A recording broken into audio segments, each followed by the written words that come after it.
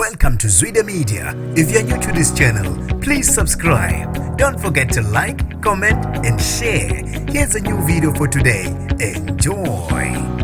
Bathi bazofa la ukufa khona uDr Khehlelezi abathandi bakhe kanye nabalandeli bakhe enkundleni zokuxhumana emva kwezimpi zezinyanga ezahlukahlukene. Ivideo ke ka Dr Khehlelezi embonisa ingena emanzini ebuya nemali abisiqubula omunye umsindo omkhulu ukhona ezinkundleni zokuxhumana. Inyanga ezahlukahlukene zabe esezimthathe elela uDr Khehlelezi imsola ngokuthi ukhohlisa abantu. Lokho ke sekusuke noma sekwenze izinyanga eziningi zambeka amabala uDr Khehlelezi, kodwa ke abalandeli nabathandi bakhe bathi bazofa la okufa khona yena uDr Khehlelezi. Angeke bevumele ezinye inyanga abayisola ukuthi zinomona zingcolise igama lika Dr Khehlelezi. Abantu ke babe nezimvo ezahlukahlukene enkundleni zokuxhumana belwela yena uDr Khehlelezi. Uthabile Manyambosi uthe siyakuthanda kakhulu uDr, qhubeka njalo usiza abantu abadinga usizo, unganaki izinyanga lezi ezinomona ezibona ukuthi uyazehlula. Indidana ithe Khehlelezi